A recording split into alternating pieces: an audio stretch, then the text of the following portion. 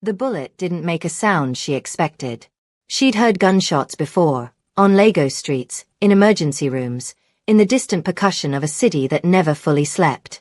But this one was different. Compact. Almost polite. The kind of sound a powerful man makes when he wants violence to remain private. Amara Okonkwo heard it and stopped walking. The corridor of Seoul's Honsung Private Medical Center was empty. It was supposed to be empty. 11:17 on a Tuesday night, 2 floors above the VIP wing she just finished her rounds in. The kind of hallway that existed purely to move staff between places where important people received quiet, expensive care. She'd taken this route because the elevator was slow and her feet hurt, and she wanted to be home before midnight for the first time in 3 days. Instead, she found a man on the floor. He was tall, even horizontal, his dark suit jacket pooling around him like a collapsed shadow. One arm was extended, the other folded beneath his body. His face was turned away from her, and the blood spreading beneath his shoulder was moving fast enough to tell her everything she needed to know about the next 60 seconds. She didn't think. She moved. Her medical bag hit the floor before she reached him, and she dropped to her knees with the fluid precision of someone who'd done this too many times to count. She pressed 2 fingers to his neck, pulse present, rapid, weakening, then tilted her head to check his breathing and found nothing. No visible chest movement. No breath against her cheek. Her training fired before her fear could. She sealed her mouth over his and breathed. Once. Twice. Checked his pulse again. His body was warm and utterly still beneath her hands, and in that stillness she felt the specific weight of a life that hadn't decided yet whether it intended to stay. She breathed again. And then his hand closed around her wrist. The grip was exact. Controlled. The hand of someone who knew precisely how much pressure was necessary and applied only that. No more, no less. She pulled back. His eyes were open. Dark irises, completely focused, watching her with the kind of attention that had nothing to do with confusion or gratitude or the ordinary aftermath of a medical emergency. He was looking at her the way a predator studies something unexpected, calculating, precise, and deeply, disturbingly awake. He had not stopped breathing. He had never stopped breathing. Who sent you? His voice was low, rough at the edges, but the roughness wasn't pain. It was restraint. Amara's heart rate spiked, but her expression didn't. She'd learned early that the face was the most dangerous thing you owned. Let people read it and they owned you. No one sent me. She kept her voice flat. Clinical. You were on the floor. You weren't breathing. I was breathing. Your chest wasn't moving. I was controlling it. His grip on her wrist didn't loosen. Who are you? A nurse. I work in the VIP wing 2 floors below. She met his gaze without flinching. And if you don't release my wrist in the next 10 seconds, I'm going to assume you're the threat and start screaming. Something moved through his expression. Not surprise, not quite. Something more like recalibration. He released her. She sat back on her heels, putting distance between them, and took stock of the scene she'd been too focused on his pulse to properly observe. The corridor behind him. The exit sign at the far end. The faint scuff marks near the stairwell door. The shell casing 2 feet from his shoulder she'd missed because she'd been looking at the wound. He was watching her observe all of this. The bullet is still in your shoulder, she said. I'm aware. You need surgery. Not yet. He sat up, and the movement told her something. The grimace was controlled, the pain acknowledged and set aside. He'd trained his body to absorb damage without advertising it. Tell me your name. You first. He looked at her for a long moment. Then, behind them, the stairwell door opened. 3 men emerged in black suits, weapons out, scanning the corridor with the organized precision of people who did this professionally. The one in front lowered his gun when he saw Jun-ho sitting up. He said something in Korean. Fast. Urgent. Jun-ho responded without taking his eyes off Amara. The man in front glanced at her. Something flickered in his expression. Not hostility, but the specific kind of caution that preceded a decision about what to do with unexpected witnesses. Jun-ho said one more word. The man nodded and stepped back. Come with me, Junho said to Amara. I'm not going anywhere with you. Then stay here. He began to rise, slowly, with visible effort that he would clearly die before acknowledging. The men who shot me are still in this building. They know this corridor. When they circle back and find you here, they will assume you've seen something. I have seen something. Yes. He was standing now, one hand braced against the wall, the other holding the wound with practiced pressure. And that makes you a liability to people who solve liabilities quickly. He looked at her again with those dark, calculating eyes. So you can come with me, where I can control what happens to you. Or you can stay here and take your chances with strangers who have no reason to keep you alive. Amara looked at him, then at the corridor behind her, then at the shell casing on the floor. She picked up her medical bag. If you collapse again, she said, I'm not kissing you back to life a second time. Something shifted at the corner of his mouth. Not quite a smile. The ghost of one. Understood. His name was Kong Junho. She didn't learn this from him. She learned it from the way his men moved around him. The careful distance, the lowered voices, the particular quality of deference that wasn't just professional but almost ceremonial. She learned it from the black SUVs that materialized outside the hospital's service entrance as if they'd been waiting, and from the phone call she overheard in the vehicle as Seoul's neon-soaked streets blurred past the tinted windows. Someone on the other end of the line said his name the way you say a city's name, like it was a place rather than a person.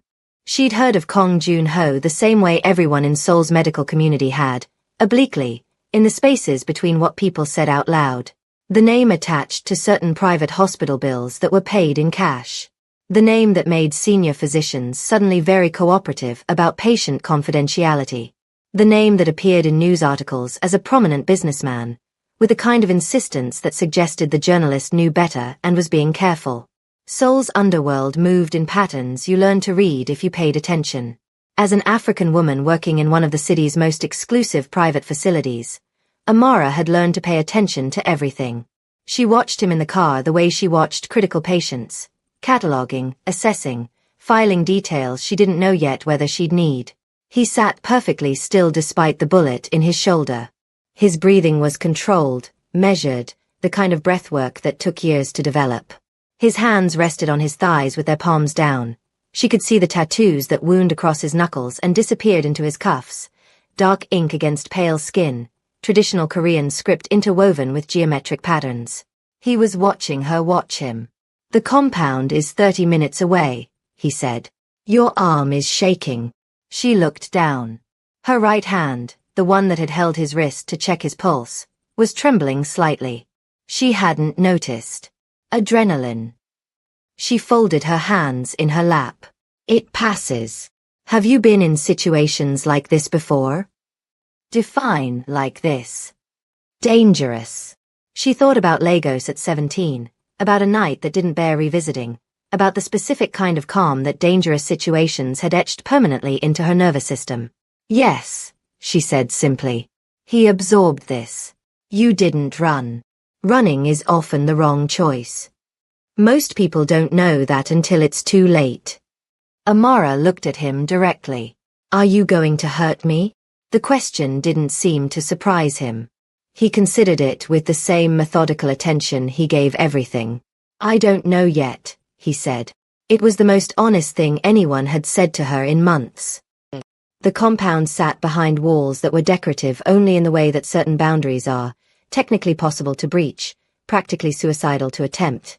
Traditional Korean architecture rose against the Seoul night skyline, all clean vertical lines and precise horizontal planes, the kind of structure that announced itself through restraint rather than extravagance. She was taken to a room that occupied the compound's east wing. Large windows overlooked a walled garden. The furniture was minimal, expensive, and selected by someone with precise taste. The door locked from the outside. She checked immediately. Quietly, without drama. Then she sat in the chair nearest the window and looked at the garden below and thought about her options. The options were limited. She was in the private residence of Seoul's most powerful crime lord, brought here because she'd witnessed an assassination attempt and been deemed either a threat or a liability, she wasn't yet certain which. Her phone was in her bag, which sat on the bed behind her, and she had no idea if she was allowed to use it. She took it out and tried. It connected. She texted her colleague Sue Min. *emergency.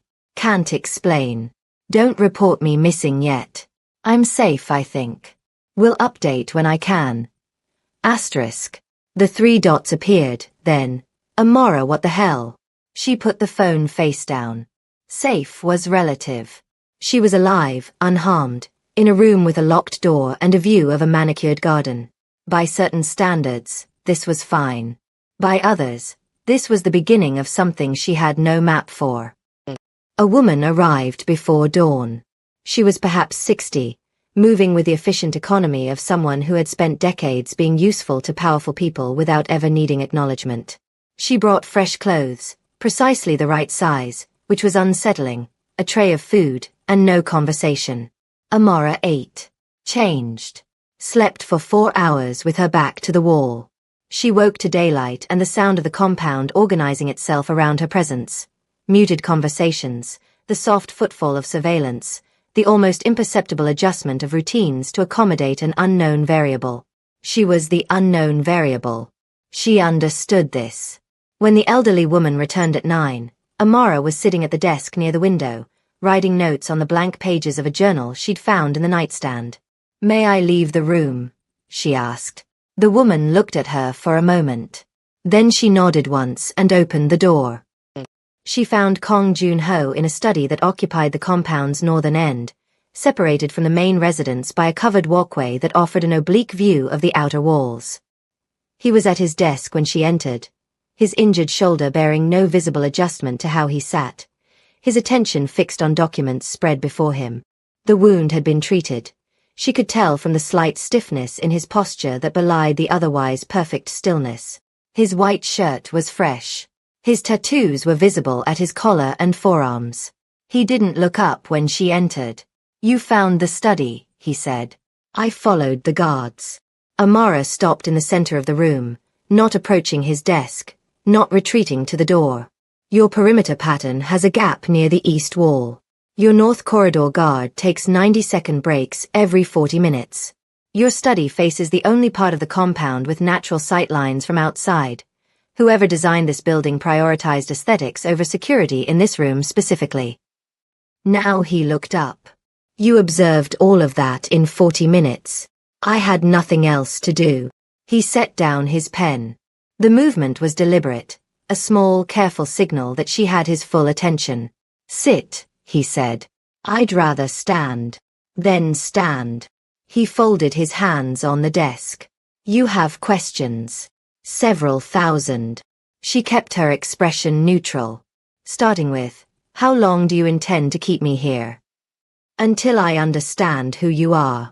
"I'm a nurse." "I've already told you this. You're a nurse who performed a medical assessment on a bleeding stranger in a restricted hospital corridor, identified him as non-breathing, administered CPR, and then argued with him instead of screaming." He held her gaze steadily. "That's not standard nursing behavior. Panic doesn't save lives. Neither does extraordinary calm in the presence of known killers." Something shifted in his expression, not accusation, but precision. Someone with medical access could have arranged to be in that corridor. Someone who wanted to get close to me. "Are you suggesting I shot you and then saved you?" "I'm suggesting I don't know what you are. And I don't act on assumptions." Amara studied him for a moment, this cold, controlled man who'd watched her observe his compound's security flaws without reacting, who'd absorbed the information and redirected it, who seemed to treat everything as data rather than experience. "Run your background check," she said. "Do whatever you need to do to confirm I'm not a threat. But while you're doing that, you should know that your wound will stiffen overnight if the stitching isn't adjusted. The angle was wrong for the muscle group involved." He blinked. A small motion, but she caught it. "You can tell this from across a room. I can tell this from the way you're holding your right shoulder 3 degrees lower than your left and compensating through your spine." She nodded toward the left side of her own neck. "There's a nerve branch there that, when compressed by improper wound management, causes referred pain in the jaw. You've pressed your back teeth together 4 times since I walked in. Silence. The compound hummed quietly around them, distant voices, the soft percussion of organized movement. My physician will arrive this afternoon, he said finally. Good. She turned toward the door. Tell him about the nerve compression. Wait. She stopped but didn't turn. Why didn't you run last night? When you had the chance, before my men arrived, you could have used the stairwell. You were closer to it than I was. Amara considered the question. The honest answer was complicated in ways she wasn't ready to share with a man who'd told her he didn't yet know if he was going to hurt her. You were bleeding, she said. I don't leave bleeding people. She left the study. The background investigation took 4 days. She knew this because on the 4th day, everything changed. The guards stopped escorting her within the compound. Meals began arriving with specific items she hadn't requested, the particular kind of honey she used in tea, fruit that wasn't common in Seoul's markets, a brand of hand cream she'd mentioned to no one. The window in her room was replaced overnight with one that opened, though not wide enough to be practical. She was still watched. She understood this. But the nature of the watching had shifted from threat assessment to something she didn't yet have a word for. On the evening of the 4th day, she found him in the garden. The cherry trees were bare in the February cold, their branches reaching into a sky that had gone dark early. He sat on a stone bench near the garden's center, his jacket off despite the temperature, his face turned toward something she couldn't identify. He heard her approach, she was certain of this, but didn't react. You should be inside, she said. The cold will stiffen the wound. I've been inside for 4 days. So have I. She stopped a few feet from his bench. I've been walking the perimeter. 600 steps from East Gate to North Wall. 400 from North Wall to the garden. I've counted twice. He looked at her. You're claustrophobic. I need movement. It's different. He said nothing for a moment. Then he shifted slightly, just enough to be a suggestion rather than an invitation. She sat on the far end of the bench. The garden was still around them in the particular way that cultivated spaces are. Not natural silence but designed silence, quiet arranged the way furniture is arranged. Your clearance came back, he said. I assumed. You're clean. No connections, no prior associations, no financial irregularities. He paused. The hospital's administrative records confirm your shift ended at 11. You were genuinely in that corridor by accident. I know. I needed to confirm. I know that too. Amara looked at the bare branches above them. Did it occur to you that keeping an innocent person locked in a room while you verify their innocence is itself a form of harm? Yes. He said it without defensiveness, without apology. Just the word, carrying its own weight. I calculated the harm and determined it was less than the alternative. The alternative being? Releasing someone who was not innocent, or trusting the wrong person. Again. The last word landed differently. She heard it, the small fracture beneath the surface. Again, she repeated quietly. He didn't respond. The results say I'm clean, she said. What happens now? Now you're free to stay or leave. He looked at her directly. The gate will open when you approach it. Your car will be arranged. Your belongings, the ones my men collected from your apartment without your permission, which I acknowledge was an overreach, will be returned with them. You sent people to my apartment to verify the address on your employment records. And because if someone had planted you in that corridor, they might have also prepared your residence as a secondary stage. And did they prepare my residence as a secondary stage? No. He held her gaze. Your apartment had one unwashed dish in the sink, a half-finished novel on the nightstand, and a photograph of a woman I assume is your mother on the windowsill. The precision of the detail struck her somewhere soft. You reviewed the report personally. I review everything personally. That's, she stopped. Invasive, he said. Yes, I know. I'm not offering you an apology for it, because the reason was sound. But I'm acknowledging the reality of what I did. Amara looked at him. This man who was simultaneously the most dangerous person she'd ever encountered and the most honest. Who had kept her against her will and was now sitting in a cold garden offering her an exit without conditions. "Why are you telling me all this?" she asked. "Because you see things accurately." He looked back at the branches. "Most people I speak to give me the version they think I want. You gave me the security gaps in my compound on the second day of your captivity. You told me my wound was mismanaged when showing softness might have earned you my sympathy. I'm not interested in your sympathy." "No." Something moved through his expression. "That's why I'm telling you." The garden held them in its designed quiet. "I'm not leaving," Amara said finally. He didn't react visibly. But she'd been observing him long enough to catch the almost imperceptible stillness that preceded his most carefully managed responses. "Why?" he asked. "Because something tried to kill you and failed. And whoever it was will try again." She turned to look at him directly. "And because you're the most complicated patient I've ever encountered, and I have a professional habit of not abandoning complicated cases before I understand them." He looked at her for a long moment. "I'm not a patient." "No." She rose from the bench. "But you're bleeding somewhere I can't see yet. And that bothers me more than the locked door ever did." She walked back toward the compound. He stayed in the garden for another hour.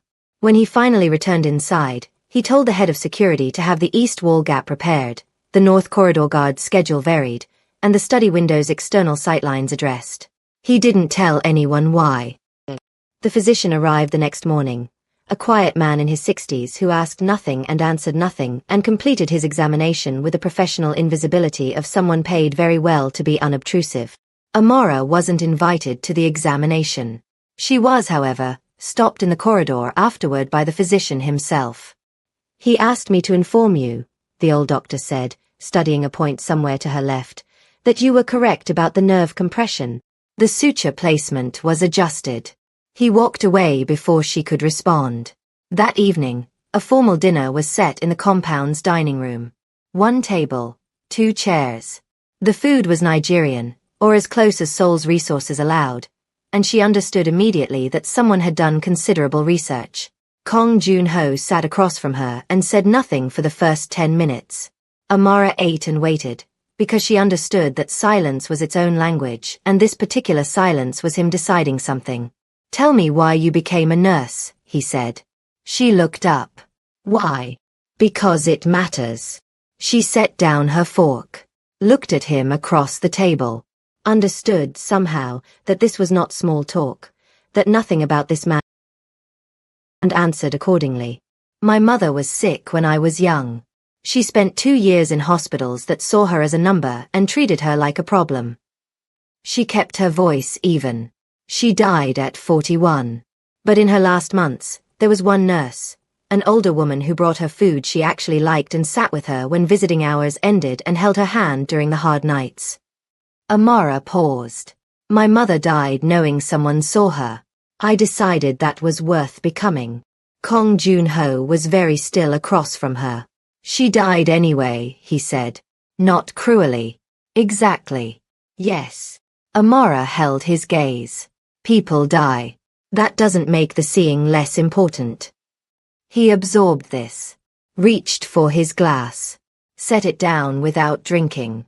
"My mother was killed," he said, "when I was 14. The words fell into the space between them and sat there. She didn't offer condolences. She waited. My father had her executed." He said it the way you say something you've said so many times internally that the words have worn smooth. He suspected her of disloyalty. He was wrong. He discovered this afterward and said nothing. "What did you do?" "I was 14. The briefest pause. "I survived." Amara looked at the man across from her, the cold Korean Mafia boss who'd inherited an empire built on betrayal and had spent 20 years building walls made of precision and control, and understood for the first time what she was actually looking at. Not a monster. Not a villain. A 14-year-old boy who'd learned that survival required you to stop feeling before feeling killed you. She picked up her fork and returned to her meal. He watched her do this, and something in the silence between them shifted into something quieter. Not peace. Not yet. But the possibility of it. The compound learned her rhythms the way compounds do, through observation, through repetition, through the gradual accumulation of her preferences becoming known without her announcing them. Her morning walks began at 7 and followed no fixed route, which bothered the guards enough that they'd quietly doubled her shadow coverage. She took her tea without sugar and her books from a specific shelf in the library that seemed to organize itself around her tastes. She avoided the east corridor after dark. Some quality of the light there, fluorescent and indifferent, reminded her of hospitals in the worst way. These details passed upward through the hierarchy in the way that information about important people always does. Kong Joon-ho knew them all. She understood this. What she hadn't anticipated was his particular way of using the information, not to control, but to accommodate. The east corridor lights were replaced with warmer fixtures. The library shelf was restocked. Her tea appeared before she asked for it. It was surveillance expressed as consideration. She didn't know what to do with that. On her 9th day at the compound, she witnessed something she wasn't supposed to. She'd taken a wrong turn in the compound's secondary wing, genuinely wrong, not strategic, and found herself in a corridor that opened onto an interior courtyard where a meeting was in progress. 4 men she didn't recognize sat across a table from 2 of Joon-ho's senior lieutenants. Documents passed between them. She stepped back immediately, but not before seeing the faces. One of the men from outside, heavy-set, early 50s, a scar running through his left eyebrow, looked up at exactly the wrong moment. Their eyes met for less than a second. She walked away at a deliberate pace, not running, because running announced panic, and panic announced guilt. She went to her room and sat very still and thought carefully about what she'd seen and what it meant and what the man with the scar would do about it. The knock at her door came 2 hours later. Not Joon-ho. One of his men, the senior lieutenant she now knew as Director Choi, a quiet man with careful eyes who had never once been unfriendly to her and never once been warm. "Mr. Kong would like to see you," Director Choi said. She followed him to the study. Joon-ho was standing when she arrived, which was unusual. He was almost always seated, desk, chair, garden bench, stillness his natural state. Standing suggested something was in process. "You were in the secondary wing," he said. "I took a wrong turn." "I know." He turned from the window he'd been facing. "The man who saw you, his name is Lee Byung-soo. He runs distribution in 3 of Seoul's northeastern districts. He's not someone I can control what happens to sensitive information that crosses his path." Amara absorbed this. "What does that mean for me?" "It means that in roughly 48 hours, certain people will know that Kong Joon-ho has an unknown woman in his compound." He studied her with that unnerving precision. "And they will begin asking questions I'm not yet ready to answer." "What questions?" He didn't answer immediately. Moved instead toward his desk, picked up a document, set it down without reading it. Small, restless movements that on any other man she'd have read as anxiety. On him she could only read as calculation. "Whether you're a weakness," he finally said. "Am I?" He looked at her directly. "I don't know yet. That's what concerns me." Amara stood in the center of his study and let that sit between them. "So what do you want to do about it?" "I want to know your answer to a question before I decide." "Ask it." "If I told you right now that you could leave, immediately, safely, with full protection until you're back in your apartment and your life is exactly as it was, would you go?" She'd expected many versions of what this conversation might be. She hadn't expected this one. "Why does it matter?" "Because your answer tells me something about your motives that no background check can." He crossed his arms, not defensive, just contained. Someone who's here because they're afraid to leave would go immediately. Someone who's here for strategic reasons would calculate before answering. Someone who's here because... He stopped. Because what? The pause lasted exactly long enough to mean something. "Answer the question," he said. Amara thought about her apartment, the unwashed dish, the half-finished novel, the photograph her mother on the windowsill. She thought about her colleagues and her routine and the clean, predictable shape of a life she'd built very carefully around not taking risks she couldn't control. Then she thought about garden benches in February cold. About a man who replaced her corridor lights without being asked. About the particular weight of being truly seen by someone who saw everything. No, she said. He uncrossed his arms. Then we need to establish what you are to my world, he said quietly. Because once Lee Byung-soo's questions start moving, the answer to that question cannot be, unknown woman. Unknown things get removed. What are my options? Medical staff. Permanent. On retainer to this compound exclusively. He held her gaze. You would have full professional credentials, access to resources your hospital never provided, and a reason to be here that anyone in Seoul's medical community would find unremarkable. And the real reason I'm here? Something moved at the edge of his expression. That depends on what we decide the real reason is. The air between them did something she didn't have clinical language for. I'll think about it, she said. You have until tomorrow morning. She nodded and turned to leave. Amara. She stopped. He'd used her name twice now. The first time had been in the garden. Both times had been when he was saying something he'd calculated carefully. The East Corridor lights, he said. I should have asked before changing them. She turned back. He was watching her with that unreadable expression that she'd been slowly, painstakingly learning to read. You noticed I disliked them, she said. I notice everything about you. The admission was flat, factual, entirely free of the softness it might have carried in another man's voice. And somehow that made it more significant, not less. Then you should know, she said, that I prefer to be asked. I know that now. She left the study. She accepted his offer before the morning. The compound shifted around her new role with the same smooth efficiency it shifted around everything. Equipment arrived. A medical suite was established in the compound's north wing. Her credentials were transferred quietly. The hospital informed through channels she didn't ask about that her services were required elsewhere. She was now, officially, resident physician to the private estate of Kong Joon-ho. Unofficially, she was the first person in 2 decades who ate breakfast across from him and argued with him about things that had nothing to do with power or business or survival. You're wrong, she said one morning, 3 weeks into her new arrangement, over kanji that had been prepared to her specifications. He looked up from the document he was reading.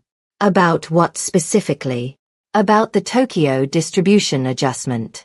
If you redirect through Busan instead of Incheon, you lose 4 days minimum and expose 3 separate transition points. He set down the document. You read financial logistics assessments. I read everything you leave on the breakfast table. She met his eyes. If you don't want me to have an opinion, don't leave classified documents within reading distance of someone with good eyesight. Those documents are in Korean. I told you I was learning. He stared at her. You've been here 3 weeks. I'm a quick study. She returned to her kanji. Busan is wrong. The timeline doesn't account for weather delays in February. There was a long pause. You're correct about Busan, he said. She didn't smile. But something warm moved through her chest. The attempt on his life, the second one she witnessed, came on a Thursday. She was in the medical suite when the gunfire started. Distant, muffled by walls, but unmistakable. She grabbed her bag on reflex and was at the suite door before her conscious mind had finished processing the decision. A guard she'd seen 100 times held up his hand. Stay inside. Is he hurt? Stay inside. She stayed inside. For 11 minutes she stood at the door and listened to the compound resolve its crisis, and those 11 minutes were the longest of her time there. Not because she was afraid for herself. Because the thought of him being down somewhere in the compound, bleeding again, this time without her close enough to. The door opened. Joon-ho walked in. His shirt was torn at the shoulder, blood on his knuckles, his jaw set with the specific tension of someone who had absorbed something and not yet released it. His eyes went to her immediately when he entered, and the tension shifted, not gone, but redirected. You stayed, he said. Your guard told me to. My guard tells everyone to. She crossed to him without ceremony, reaching for his hand to examine his knuckles. Sit. He sat. She cleaned the cuts, surface wounds, nothing concerning, while he watched her work with that focused, unblinking attention that she'd stopped finding unsettling somewhere around week 2. The attacker, she asked. Detained. Connected to the same source as before? Different method. Same signature. He was quiet for a moment. Someone systematic is behind this. Patient. They're probing for the right angle. The right angle being? He didn't answer, but she felt his eyes on her face. Junho. She looked up. Tell me. The pattern suggests they're not trying to kill me directly anymore. His voice was controlled in the way it got when he was managing something larger than usual. The last 3 attempts have been designed to fail. They're not trying to land a bullet, they're trying to provoke a response. Force me to move people around. Reveal who I protect. The implications settled into the room. They're mapping your vulnerabilities, she said. Yes. And if they map me as one, then you become a target. He held her gaze. Which is why I need to know, right now honestly, whether you want to leave. Before the map is complete. Before you become a fixed point they can aim at. She sat back and looked at him. This man surrounded by danger that circled him like weather, who was watching her with something in his expression that went beyond calculation. He was afraid for her. Not afraid of her, not afraid she'd be used against him in some operational sense. Afraid for her. The distinction was quiet but absolute. I told you, she said. I don't leave complicated cases. This isn't a case. No. She held his gaze. It's not. The silence in the medical suite was different from the compound's other silences. Smaller. More honest. Then I need to tell you something, he said. Tell me. I've had people investigated, interrogated, detained. He looked at his own hands, the cleaned knuckles, the tattoos. I've done things that cannot be undone and have not lost sleep over most of them. He looked back at her. But the thought of you being harmed because of me, because someone watched me look at you across a breakfast table. He stopped. Is that the first time you've been afraid of something in a long time? She asked quietly. The first time in 20 years that it matters. Her heart moved in her chest, not dramatically, not with the cinematic force of narrative convenience, but with a slow, heavy certainty of something true. Then let me be worth protecting, she said. Not by sending me away. By keeping me close enough that I can help you figure out who's doing this. You're a nurse, not an operative. I'm someone who reads documents you leave on breakfast tables. Someone who noticed your security gaps in 40 minutes. Someone who, she stopped, chose the next words carefully. Someone you trust enough to have this conversation with. He looked at her for a long time. Then he said, I need to show you something. He showed her the board. An entire room in the compound's basement level, sealed behind a biometric lock she hadn't known existed. Walls covered in the organized architecture of an ongoing investigation. Names, photographs, connection lines, financial threads traced across months of intelligence work. In the center, circled in red, a question mark. I've been building this for 8 months, he said. Since the first attempt. Every piece of information, every lead, every connection I could trace. He stood beside her at the wall. I have faces. I have organizations. I have fragments of motive. What I don't have is the center. Amara studied the board methodically.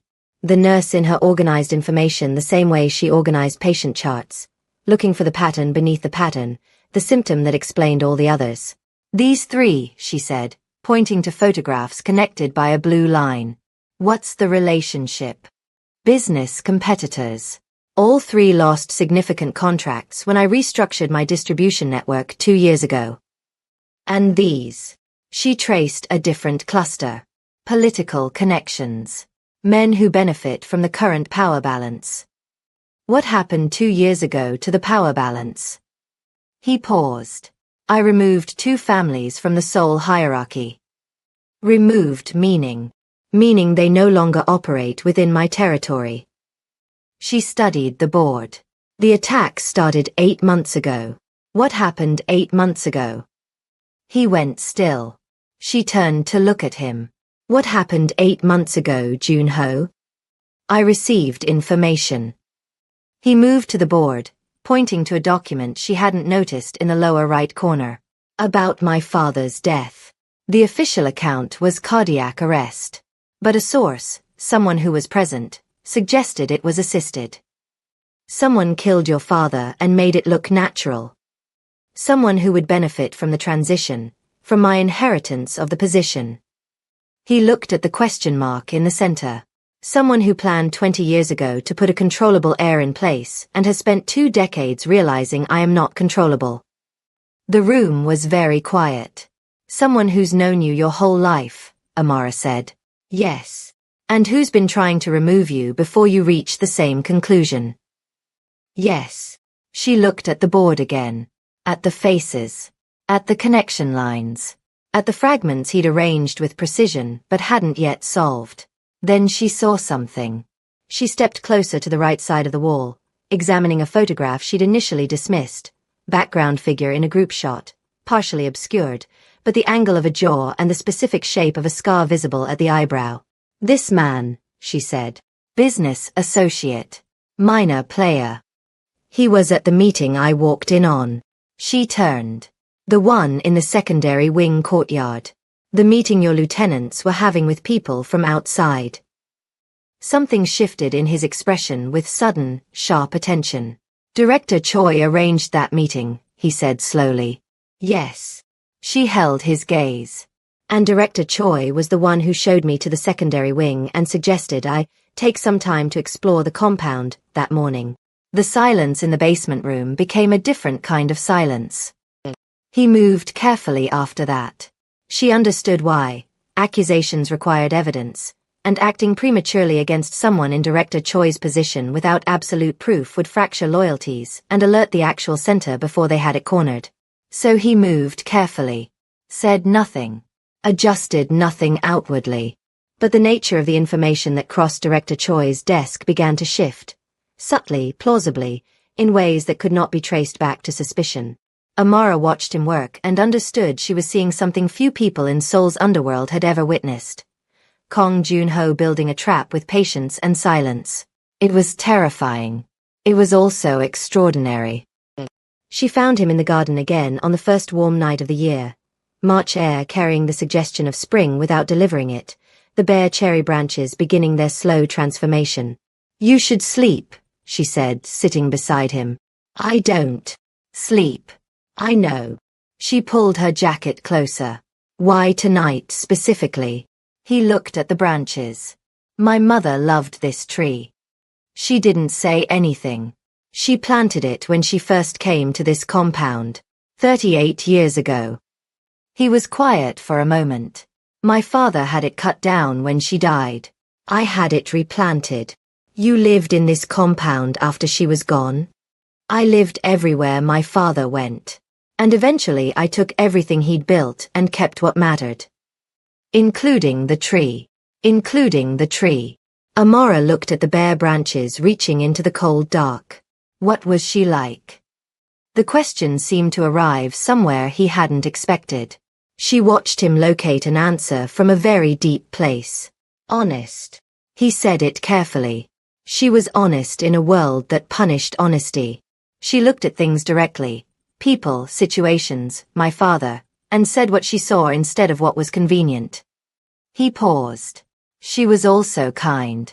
Genuinely kind, not strategically kind. There's a difference. I know, Amara said softly. He turned to look at her then. Not quickly. The slow, deliberate turn of someone who has decided to look and means to see. You're like her, he said. The words were not romantic in the way he said them. They were something more serious. Observation reported honestly. An accounting. Amara held his gaze and felt something in her chest do something complicated and irreversible. Junho. I know, he said. I know what I'm saying. I've been careful about saying it. He looked back at the branches. I've been careful about everything where you're concerned, Because the last time someone close to me was used against me, I was 19 and it cost me 2 decades of isolation. I'm not her, Amara said gently. And you're not him. No. He exhaled. But the world we're in doesn't care about the difference. Then we change the world's understanding. He looked at her. You make that sound possible. I make it sound necessary. She held his gaze steadily. There's a difference. Something broke through in his expression then.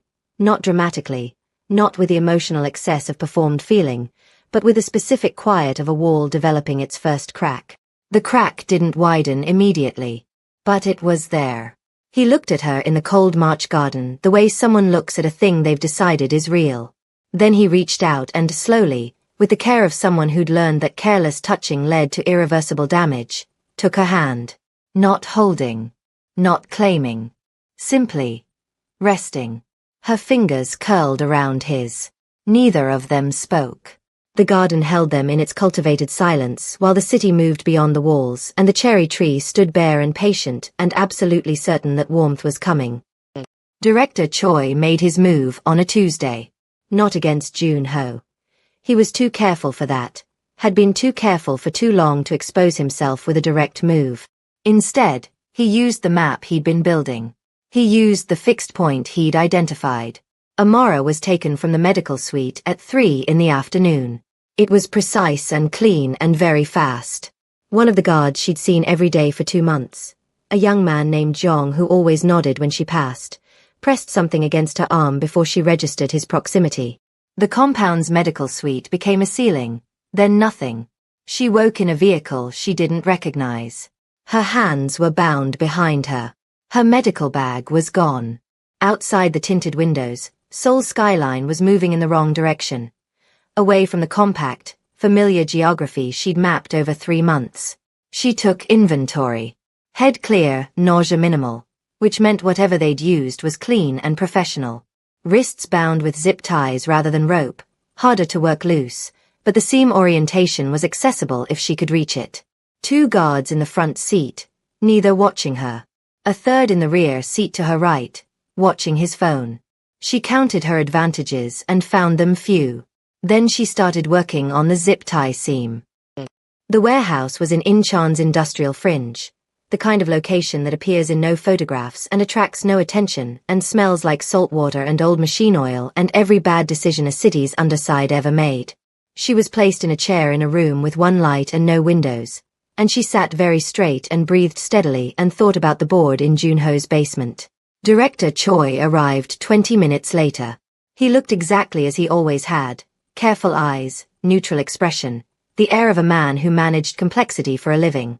He stood in front of her and looked at her for a moment without speaking, the way people look at things they've resolved. You found the photograph, he said. Not a question. He'd already worked backward from whatever Jun-ho's behavior had told him over the past 2 weeks. I looked at a wall, she said. Anyone would.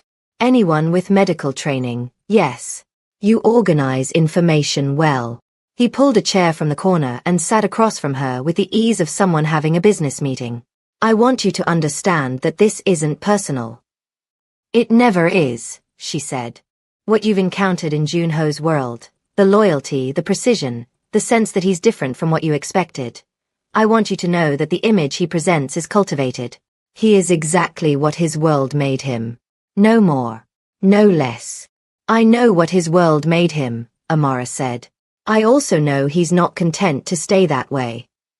Something shifted in Choi's expression. He told you about his father. He tells me things. He shouldn't. Choi leaned forward slightly. That's precisely the problem. Kong Jun-ho spent 20 years being unreadable, untouchable, unreachable. And then you arrived. And within 3 months he's leaving classified documents on breakfast tables and planting trees his mother loved and sitting in gardens holding hands with a woman he's known for a season. And this threatens you. This threatens everything. Choi's voice remained level, but the evenness of it carried something sharp beneath. I have maintained this organization's stability for 15 years. I have managed alliances, resolved conflicts, kept the balance that keeps hundreds of people alive and functional. Junho has always been controllable. Not directly, not through pressure, but through his own isolation. A man who trusts no one makes predictable decisions. A man who loves someone. He stopped. Amara held his gaze. Becomes unpredictable. Becomes dangerous. Choi rose. I don't expect you to understand the scope of what I manage. I do expect you to understand that your presence here is unsustainable. You will send Junho a message telling him you've chosen to leave, voluntarily, because this life isn't what you wanted. You'll be relocated. Somewhere comfortable. Your career reinstated. Your life returned to exactly what it was. And if I don't? He looked at her with those careful eyes. Then the message is sent in a different form. And Junho spends the rest of his life understanding exactly what loving someone in this world costs. Amara sat very straight in her chair and looked at the man who'd managed Seoul's most powerful crime syndicate for 15 years. You killed his father, she said. The room went absolutely still. You didn't do it for power, she continued. You did it because his father was becoming unpredictable, emotional, paranoid. He killed his own wife out of jealousy and it destabilized things. You removed him and put Junho in place because a 19-year-old boy building walls of ice and control was easier to work around than a paranoid patriarch. She held his gaze. And now Junho is becoming what his father should have been, someone with reason to feel things, and you're afraid of the same instability. Choi looked at her for a very long time. You are, he said quietly, extremely inconvenient. I've been told. He moved toward the door. You have until morning. He left. The room was silent. The one bulb cast its single circle of light. Amara sat very still and thought about the zip tie seam and the guard outside the door and the distance to Incheon's waterfront where industrial fencing met public road.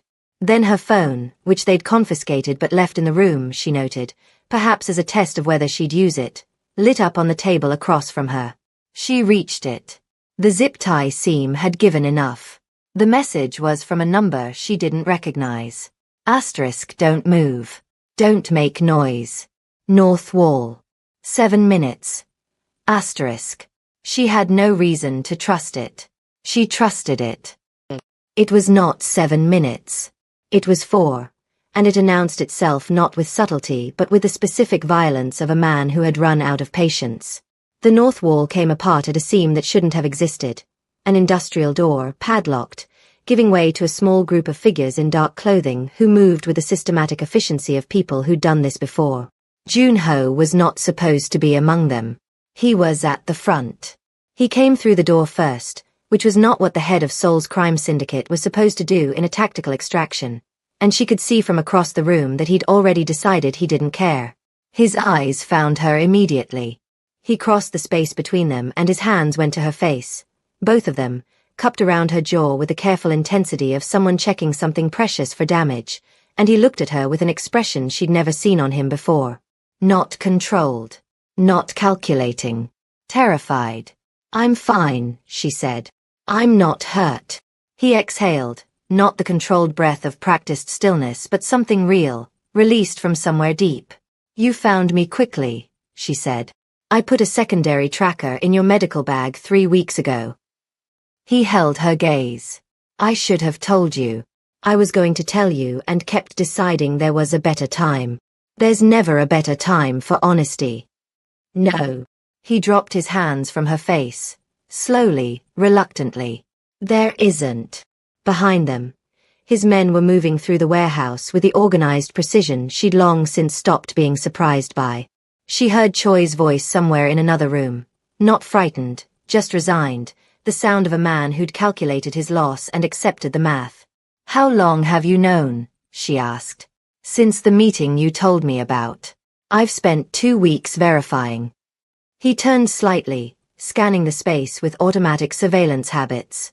He organized every major attempt. Not directly, always through proxies, always with distance built in. He managed my father's removal, my ascension, 15 years of this organization believing he was loyal. He was afraid of you, of what you'd become with someone to care about. He was right to be afraid. Junho's voice was flat in the way it got when emotion ran deepest. I am nothing like I was 3 months ago. Amara looked at him, at the man who'd broken protocol and operational sense to come through that door first. At the man who'd tracked a bag not as a tool of control but as the specific act of someone terrified of the alternative.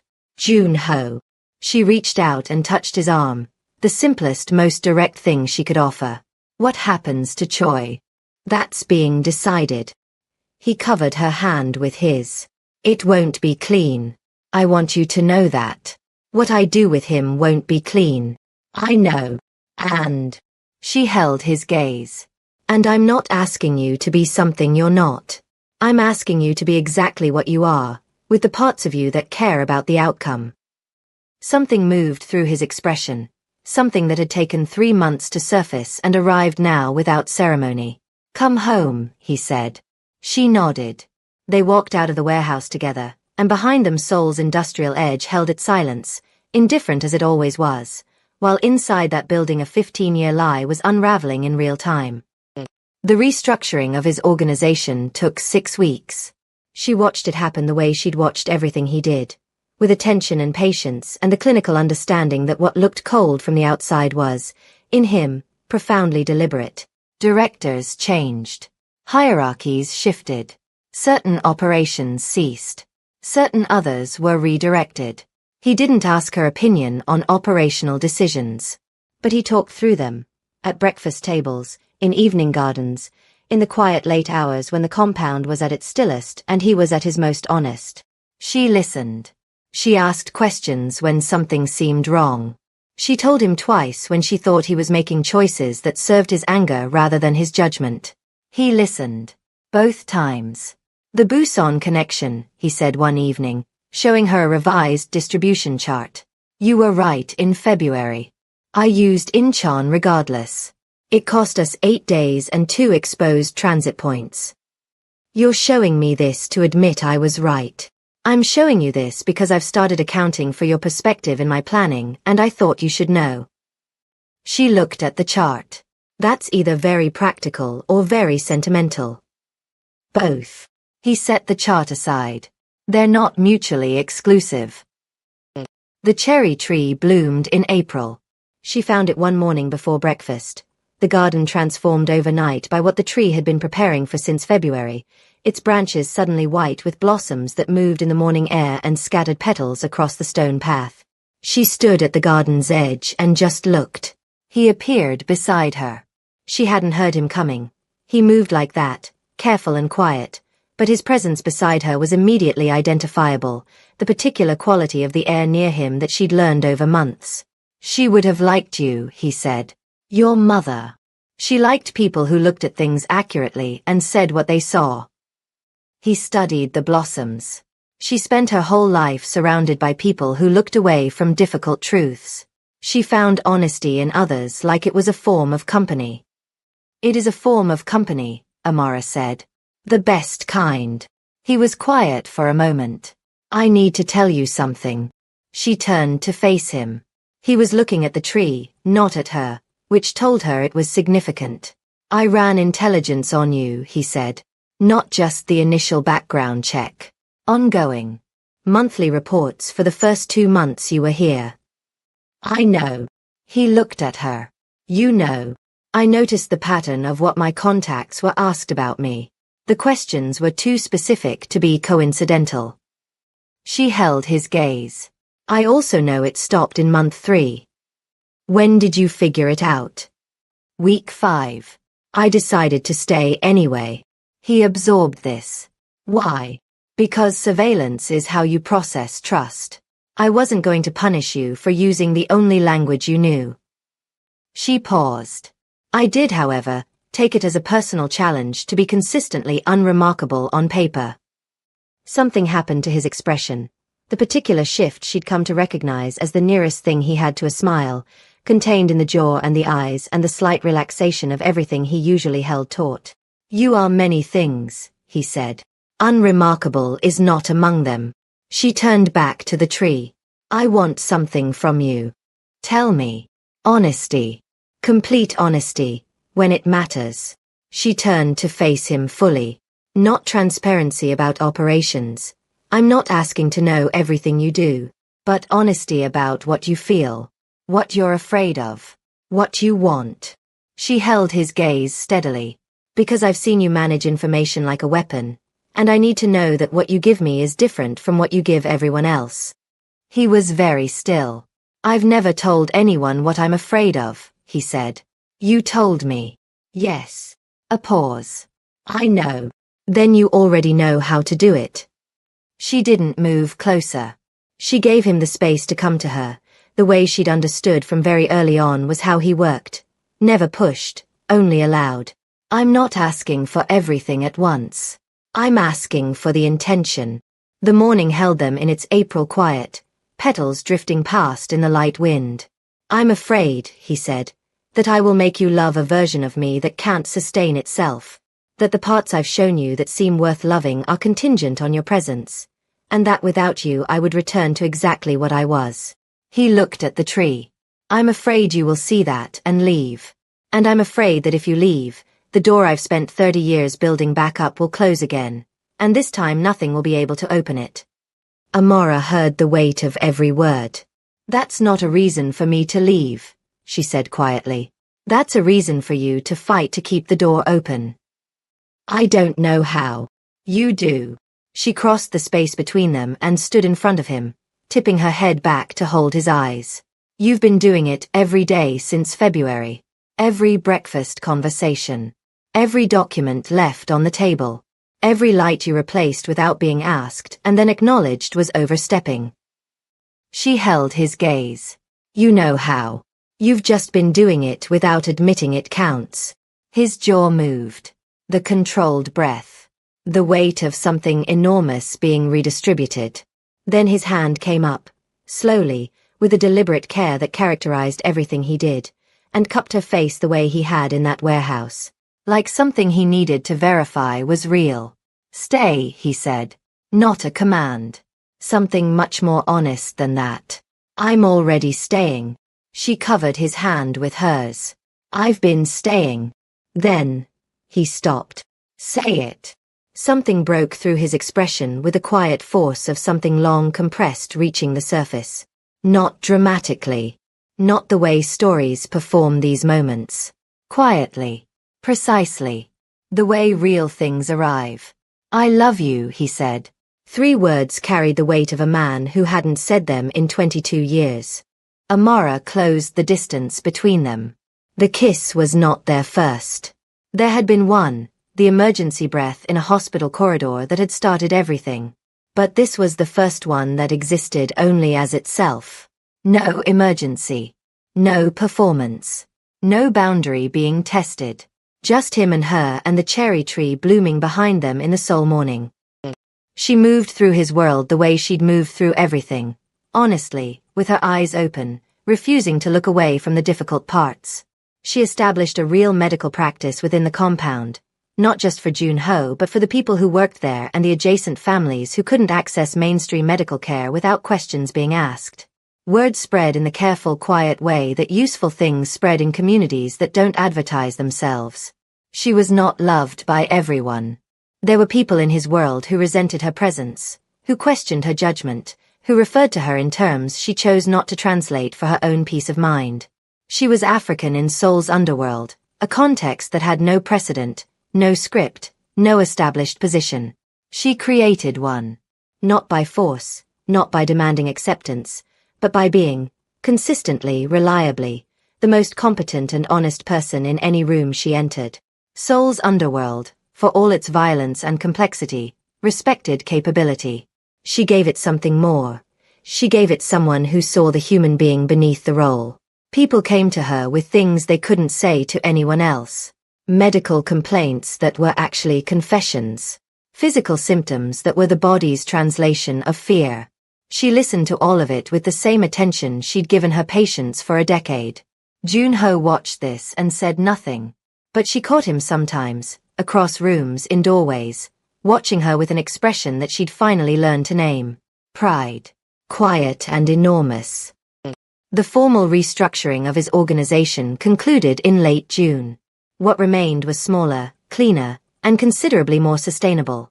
Legitimate businesses strengthened, the bloodiest enterprises shed with the deliberateness of a man who'd calculated that long-term survival required a different kind of foundation. There were people in Seoul's underworld who called it weakness. There were others who called it intelligence. Jun-ho said nothing to either group. He simply continued building what he decided to build, with the same patience and precision he applied to everything. She asked him once, late in a summer evening, whether he missed the version of himself that had existed before her. He considered the question seriously. She appreciated this. He never answered the questions that mattered quickly. "I don't miss isolation," he said. "I was very good at it, and it protected things worth protecting, but I don't miss it the way you miss something you want back." He paused. "What I miss, sometimes, is the simplicity of it. One variable. Survival.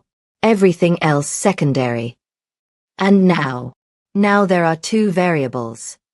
He looked at her. "And the second one is considerably harder to manage. Because you can't control it. Because I don't want to." Something in his expression opened slightly. "Which is the most terrifying thing I've ever admitted out loud." She reached across the distance between them and took his hand. "I can't be controlled," she confirmed. "I'll tell you when you're wrong. I'll keep your secrets and challenge your decisions and sit in cold gardens with you when the world is complicated. But I will not be managed. I know." His thumb moved across her knuckles. He stopped. "That's what I love about you. Among other things." "The other things being?" "You read Korean logistics assessments at the breakfast table." He said it with perfect seriousness. "It's genuinely alarming." She laughed. "A real one, unguarded." He looked at the sound of it like it was a thing worth looking at. The cherry tree held its last blossoms in mid-May and then released them, the way beautiful things do when their season completes, without reluctance, without drama, with the simple trust that another year would bring them back. She stood under it one evening at the end of summer, watching the leaves that had replaced the blossoms move in a wind coming off the Han River. Jun-ho came to stand beside her. "I want to ask you something," he said. She turned. He was looking at the tree. He did this when he was saying something that cost him, looked at the tree instead of her, giving himself the privacy of the oblique. "I have done things that cannot be undone." His voice was level.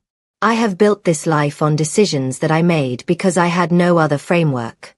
I am not a clean man, and the world I live in will never be fully clean, regardless of what I restructure. I know this. And I have nothing to offer you that is uncomplicated." He looked at her then. "What I can offer you is honesty, constancy, the entirety of whatever I am that is worth having, given to one person, for the rest of my life."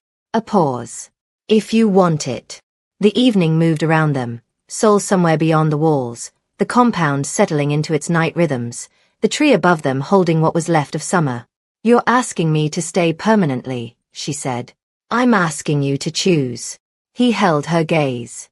"Not because you don't know what you're choosing. Not because I need you to complete something I've been missing.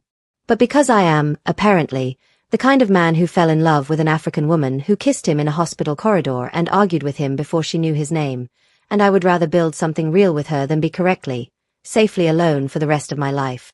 Amara looked at him, this complicated, precise, quietly wounded, slowly healing man, and felt the particular weight of a decision that was actually not a decision at all, because it had already been made without ceremony somewhere in the past months.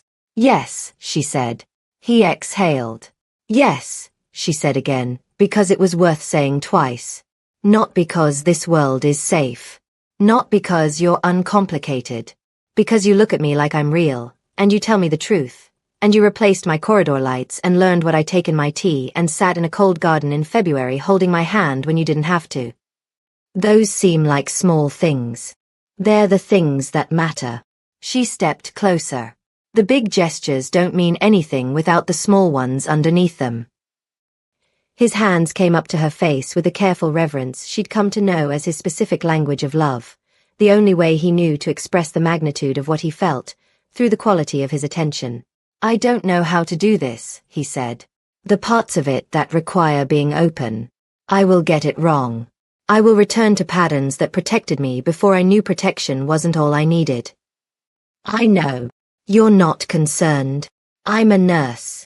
She covered his hands with hers. I've spent my career with people who are trying to recover from damage.